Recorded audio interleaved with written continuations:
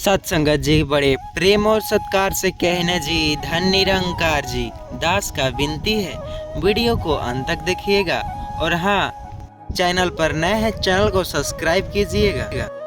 साथ ही साथ दास से कोई त्रुटि हो जाए तो आप अपने घर के बालक समझकर क्षमा कीजिएगा। सत्संगत जी सत्संगत जी बड़े प्रेम और सत्कार से कहना जी धन निरंकार जी।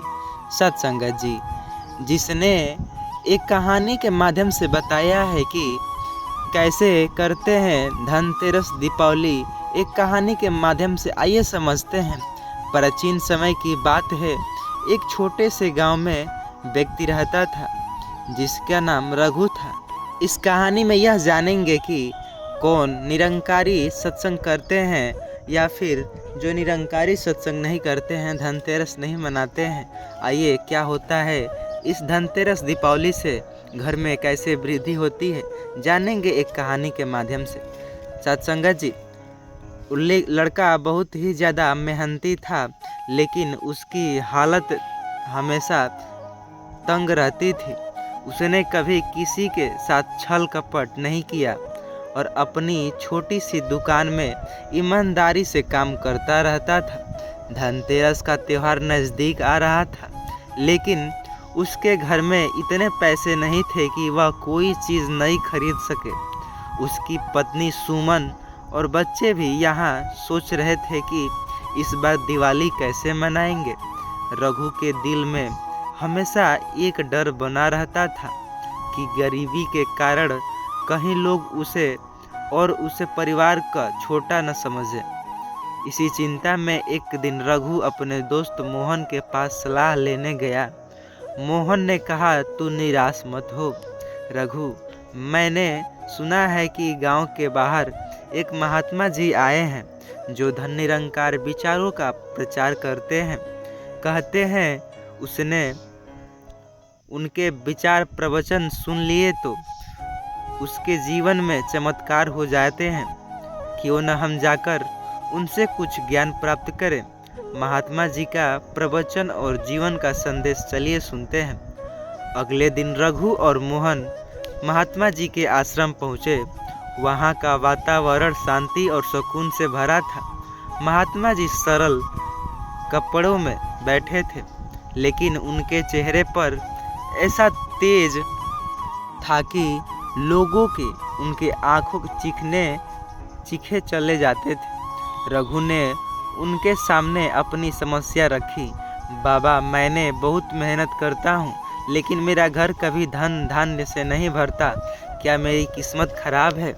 महात्मा जी मुस्कुराए और बोले, बेटा, असली धन पैसा नहीं बल्कि विचारों की शुद्धि और मन की शांति है। धनतेरस का पर्व केवल सोना चांदी खरीदने का पर्व नहीं, बल्कि इस अवसर है कि अपने विचारों को निर्मल और शुभ बनाने का, लोगों को सेवा करने का।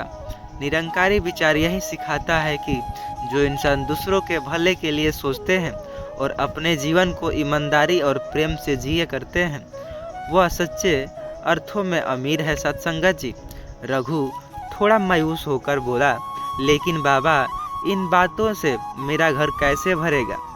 मेरे बच्चे भूखे हैं। मैं सिर्फ विचारों से नहीं, खाना तो नहीं खिला सकता। महात्मा जी ने शांत स्वर में कहा, बेटा, निरंकारी विचार का एक सिद्धांत है, जो देता है उसे 10 गुना मिलता है। तुम आज से ठान लो कि किसी भी ज़रूरतमंद की सहायता करोगे, चाहे वह छोटी मदद हो, छोटी ही मदद क्यों ना हो। जो व्यक्ति बिना किसी स्वार्थ के दूसरों के लिए काम करता है, उसका जीवन धन और सुख से भर जाता है। दिवाली का असली अर्थ यही है कि अंधकार से प्रकाश की ओर जाना। तुम देखना, तुम्हारी भी जीवन बदल जाएगा। सेवा का संकल्प और चमत्कार आइए जानते हैं इस कहानी से। रघु ने महात्मा जी की बातें अपने दिल में बसा ली। उसने ठान लिया कि इस धनतेरस और दिवाली पर वह हर किसी की मदद करेगा, चाहे उसके पास खुद कम ही संसाधन क्यों ना हो। अगले दिन से ही उसने अपनी दुकान पर ज़रूरतमंद लोगों को मुफ्त में कुछ सामान देने का शुरू किया। किसी को थोड़ा आटा दे देता तो किसी को थोड़ा तेल और मिठाई।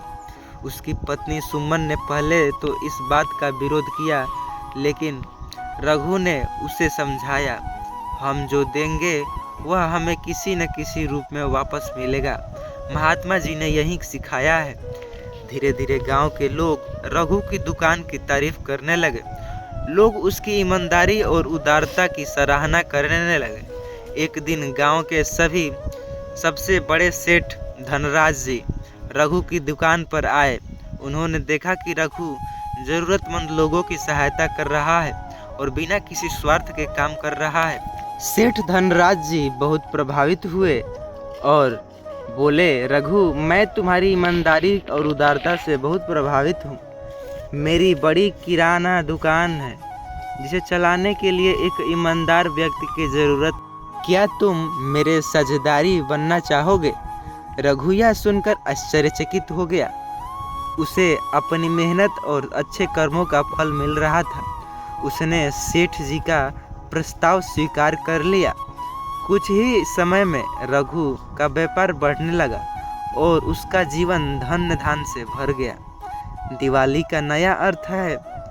इस दिवाली पर रघु के घर में पहली बार ढेर सारी मिठाइयाँ, नए कपड़े, दीपक जलाए। लेकिन रघु ने इस खुशी को केवल अपने तक सीमित नहीं रखा। उसने पूरे गांव के गरीब के लिए एक भंडारा आयोजित किया और सबके साथ मिलकर दिवाली मनाई। गांव के लोग कहते थे कि रघु के घर से जो रोशनी इस बार फैली वह किसी चमत्कार से कम नहीं है। रघु ने इस अनुभव से सीखा कि असली धन वही है जो दूसरों के साथ बांटे जाए। निरंकारी विचार ने उसे यह समझाया कि सुख और शांति केवल पाने में नहीं बल्कि देने में है। उसने यह भी जाना कि दिवाली केवल धन और संपत्ति का पर्व नहीं बल्कि आत्मा और शुद्धि और मन में खुशी का त्यौहार है। इस प्रकार रघु का जीवन बदल गया और गांव के लोग उसी के कहानी का धनतेरस और दिवाली पर मिसाल के रूप में सुनते। वे कहते हैं, जिसने रघु की तरह उदारता और प्रेम का दीपक जलाया उसका जीवन सच्चे अर्थों में रोशन हो गया। निष्कर्ष इससे यह निकलता है कि धनतेरस और दिवाली केवल भौतिक वस्त्रों और आभूषणों का त्यौहार नहीं है बल्कि यह अपने मन को साफ करने और दूसरों की सहायता करने का अवसर है।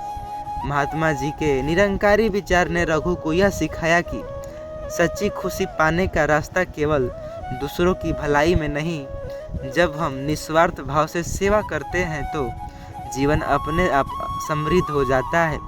यही दिवाली का असली संदेश है। प्रकाश फैलाओ, दूसरों के जीवन में खुशियाँ लाओ और देखो कि तुम्हारा जीवन भी अनंत सुखों में भर जाएगा। इस प्रकार यह कहानी समाप्त होता है। साथ संगत जी, वीडियो पसंद आई हो व्हाट्सएप के माध्यम से सभी महात्मा जनों के पास शेयर कीजिएगा, अपने रिलेशन में या फिर अपने दोस्त मित्र के पास। चैनल पर नए हैं, चैनल को जरूर सब्सक्राइब कर लीजिएगा और रोज अपलोड करते हैं वीडियो, उनको आप देखते रहिएगा। इस चैनल पर बहुत ही अच्छे विचार मिलते हैं। कमेंट में धन निरंकार जी लिखना ना भूलिएगा साथ संगत जी।